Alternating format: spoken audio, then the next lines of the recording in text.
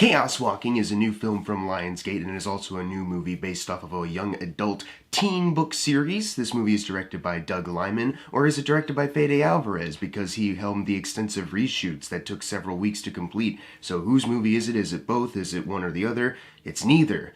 It's a Lionsgate studio movie. This movie stars Tom Holland and Daisy Ridley. Daisy Ridley plays a woman named Viola who crash lands on this planet that's not Earth, but one that has settlers on it prior, but they're all men. All the women were wiped out by an alien race that they've been feuding with. And these men have been affected by this thing surrounding the planet called the Noise that puts every thought they have on display. And of course, being the only woman in town right now, she's in danger, and Tom Holland is the only young man there who is willing to help her get to someplace safer, get off of this planet, and contact anyone else up there that can help her. I've actually been curious in this movie for a while because of the cast. Tom Holland and Daisy Ridley are obviously up-and-coming rising stars who are great in pretty much everything else they're in. And this movie is also directed by Doug Liman, a guy who, as I mentioned in my Lockdown review, has directed a lot of movies that I really enjoy. Lockdown is not one of them, but that was filmed under COVID, so I was like, okay, that's probably the exception here, but Chaos Walking, that'll be his time to shine. And that's when I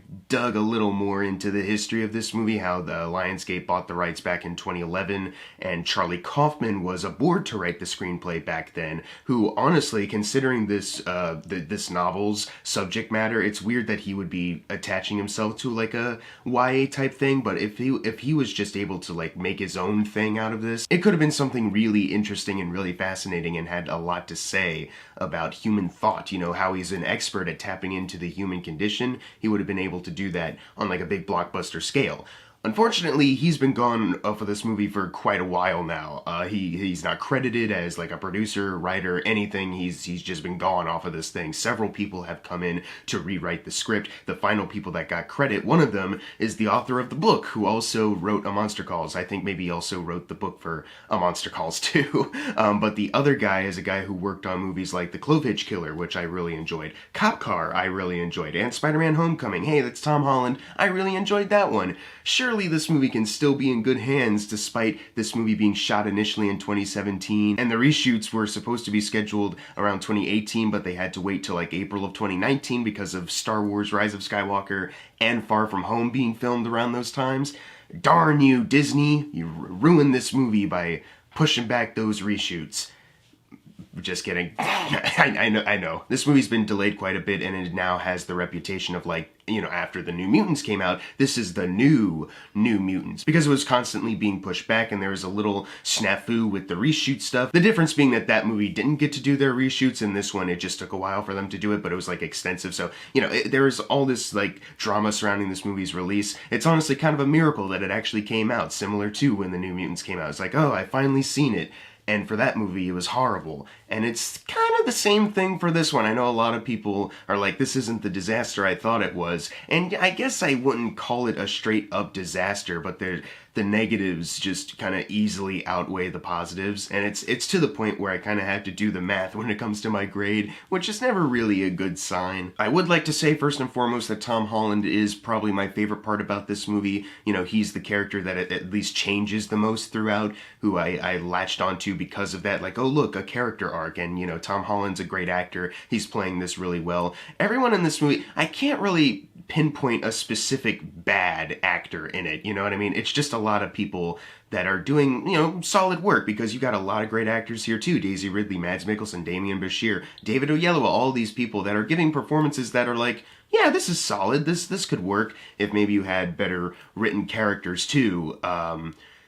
Let's talk about cons. The way this movie opens up with this town, you're barely kind of given time to get fully adjusted to what life is like. It's just kind of like, hey, Tom Holland's in the woods. Now he's interacting with David Oyelowo. Now he's in the town briefly to see Nick Jonas and Mads Mikkelsen. Now he's back home with his parents. And it's just kind of quick setup scenes just so you can get kind of the gist before they get going. But in order for a lot of the emotional payoffs later on to work, you kind of need to settle down and focus and really get us invested in what's going on, and I don't think the opening did a really good job of that at all. Even his parents, like the way they're introduced, it's very quick. You can tell that there's like some tension there. But honestly, the next time you see them after like their introduction, it feels as if like the creators behind this movie like forgot that they were in the movie, because they're just acting like, hey yo, what's going on? Even though a spaceship literally crashed like I don't know how far away, but pretty close for Tom Holland to run to it. That's what's kind of funny about this movie. When the spaceship does crash, you don't see it like actually make contact with the surface, and you never know like the geography between the main town and Tom Holland's cabin with his family. But you know, if it's short enough distance for him to still chase Daisy Ridley to find it, and then the townspeople over here can come see it, how come they didn't hear that shit literally crashing down? That's a lot of noise, you know, for something that's not too far away from your house. Like, even if you're sleeping, that would probably wake you up, honestly. Like, just this earth-shattering kaboom of a ship hitting the ground. There's these other characters in the town, too. Like, Mads Mikkelsen plays the mayor, who at first is like, okay, yeah, he's a mayor, you know, he's doing the best he can. He's not, like, stealing scenes or anything, but, you know, I'm sure if we give him some time. But then as we do give him more time, you start to learn more things about him, like what his plan is, basically, now that Viola is a thing, Daisy Ridley. It's like, wait, what's your plan? Like, how do you plan on doing anything exactly? And he just becomes it becomes very unclear what they're actually trying to go for with this villain, other than just the most obvious, like, he's the, like, toxic male of this place who's really whipped all these guys into a frenzy. But it lacks any kind of depth, too. Like, as soon as he comes on, I was just like, yeah, he's probably not going to be as nice a guy as he's trying to portray himself as. But, you know, we'll see how the movie takes care of that. But, you know, they kind of...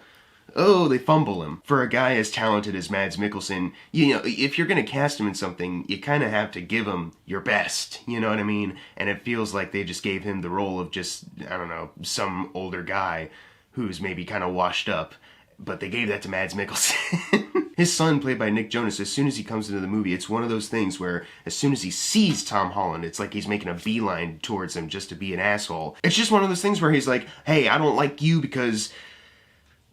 there's not really a good enough reason. Just I don't really like you that much just because you're you. And it's like, why? What is this? Because there's this whole thing like Tom Holland has a hard time controlling his noise more than anyone else. If they maybe tapped into that more, like, oh, he's kind of like an outcast because nobody likes how fucking loud he is, you know, maybe there's something there. Maybe there's something you can work with there as far as like a theme or narrative something. And instead it just seems like, oh, Nick Jonas doesn't like him just cause. And then other people tell him to control his noise, but it's not like it's that big a deal. Like, this could be a problem for anyone, really.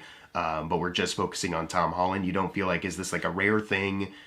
Which is why more time at the beginning could be required to actually settle in and get adjusted to the scenery, the place you're at before the movie actually gets going. I wanted to mention the speech thing really quickly. Like, the visual effect for it, like, it looks fine. Sometimes they, like, literally envision things happening. It's like, oh, okay, that's pretty cool. And they can do, like, a little trick for anyone. But it's weird. I feel like, am I nitpicking or am I not with this one? Like, a lot of times it doesn't feel like actual thought. And because, like, the way human thought works, wouldn't it be going off a lot more? Like, they treat it as just, like, go in the ADR booth real quick and just say something that is convenient or important for the plot right now, or just important for this gag right now, instead of, like, you know, people's thoughts. They just go and go and go and go all the time. And the way this movie's kind of written, it feels like I may not be listening to human thought right now. This could literally just be dialogue of a character that just has a hard time filtering his words before they come out. You know, it doesn't, this doesn't feel specifically thought, you know, because there's a lot more that they, I don't know, at that point, maybe it is a nitpick, but it just feels like there's a lot more they could have done with that premise. And the only reason why I'm even considering, like, is this a nitpick or is it not, is because I have much bigger concerns with the rest of the movie, as I've already started to mention with these characters, than this thing. Like, for example, the action scenes, despite this being a Doug Liman movie, or Fede Alvarez, whichever one, the action scenes all feel pretty lackluster, and there's not really a moment of tension throughout this movie. It feels like a lot of it is just like a lot of quick cuts. Like, you know, they go from like a quick shot from over here, then over here, over, you know, all that, like they edit really quickly. And it's like, can we just have a scene that's like really suspenseful and really nail biting because I want my characters to survive? And that's a problem too, is because I'm having a hard time really latching myself onto any other character except for Tom Holland. We'll talk about Daisy Ridley in a second. But it doesn't help that it feels like there's like the guy who made Edge of Tomorrow, the guy who made Mr. and Mrs. Smith, was not present when making these action scenes, it feels like. Even as the movie starts to ramp up, they get closer to the third act, it's like, it still feels like our action scenes are of the standard of just down here, when it should be at this point a little higher. What else could save this movie is maybe the chemistry between our two leads. There's a couple times where there's some jokes, like how they utilize Tom Holland's thoughts, like, okay, that's kind of funny, you know, even though it doesn't feel like natural human thought like the premise suggested this would be about. You know, it's kind of funny what they're doing with this. And Tom Holland is playing it off really well. And Daisy Ridley is a good actress. We've seen her be good before, even in movies like The Rise of Skywalker. Those 3 Star Wars movies, she's great in them. Murder on the Orient Express, great. She's got a really promising career ahead of her. But with this movie, she's not really bad. She's just, once again, the way they introduce her, similar to how they introduce Tom Holland and his town, it's very quick. Like, before you even realize what's going on, it feels like shit's hitting the fan for Daisy Ridley at that moment. You're like, okay, wait, what is going on with her? Who are these people? Oh, okay, I guess they're crash landing. Okay, I guess that's all I need to know about her character, just she's kind of an astronaut person. And obviously there's a backstory that she, like, you know, in the very obvious setups of scenes where they're just, you know, they're alone together and it's very quiet, like, it's time to reveal some traumatic backstory I have. It's like, okay, and, you know, like, you don't, I don't feel like there was enough given for her to really actually, for you to actually care about her as a character. Like, oh, you should feel bad because she's stranded on this planet of people that want to kill her or do something. And it's like, but what else? Like, how do I get attached to this character? Not much. Well, no, okay, here's like a traumatic detail about her past. It's like, okay, other than expositioning it to me, is there any other way we can care about this character? No. So after a while of watching this movie and you're watching these two actors that should be capturing some dynamite chemistry because you know they can, after a while it's just kind of frustrating because you're like, man, nothing's really clicking here, but you guys are acting like it is. Like, oh yeah, we've got our chemistry on lock, but they kind of don't. I'm not going to spoil too much of the involvement, I guess, of this next actress I'm about to mention. Cynthia Erivo is in this movie from Bad Times at the El Royale, a movie that I really love. She unfortunately doesn't have a great role in this. It's one of those things where they introduce it as like, oh, this is a thing that exists in this world, even though you thought differently. And it should be like this big thing, but it's kind of like you're not giving me any time to get adjusted here either, or get to know any of these characters, what the dynamic is. Maybe this should have been like a limited series, or maybe just a longer movie. Can we get this to like over 2 hours, I guess, and like with better screenwriting to help you get adjusted and entertained by the characters at least, so that a longer runtime can feel a little smooth instead of just really dragging on. It's one of those movies also that, because it's based off of a book, you know, a lot of stuff feels condensed already, but then they have the gall to have an ending that I wouldn't say is like an obvious sequel bait ending of like, we're gonna come back and fight back or something obvious like that. Like Independence Day Resurgence has an ending that is so awful and so sequel bait. It's not like that, but it's just one of those where they end it in a place where you're like, wait, that's the end of the story? Oh, well, I guess it's not, because there's supposed to be more. Well, I guess I'm gonna have to read the books if I'm really that interested in the story. But I'm kind of not, you know? It's one of those endings where you could tell they felt really good for some reason about leaving it the way it is. Like, there's certain reactions, certain other characters that we don't really get proper closure with. There's a certain reaction that I wanted to see from certain characters that we don't see. Like, what's going on? And they don't show them. And they're just like, well, if this does well, we'll make another one. But it's not gonna do well. It literally, it's still COVID times. We're not gonna get another one of these unless it's like really popular on demand or something. But that's probably not gonna happen. Tom Holland is my favorite part about this movie. There's certain things that I found kind of funny about it. No actor in this movie is doing a bad job. And certain work they do with the visual effects look fine. Like there's this alien creature at one point that's like kind of hanging around. It's like, oh, that's kind of cool to see. I wish we were seeing more of that. Like there's literally a scene where Tom Holland goes into like a lake, And all of a sudden, it's like Kong Skull Island, like a tentacle thing starts to wrap around him and he's trying to kill it, stab it with a knife, and it's like, where is this coming from? And where are other creatures like this? And we don't see them. There's that thing in the water and then this thing that like, it's this like completely like brown or gray kind of creature walking around. And that's all we see. And it's like, I know there must be more that you're not showing us. Why aren't you showing us?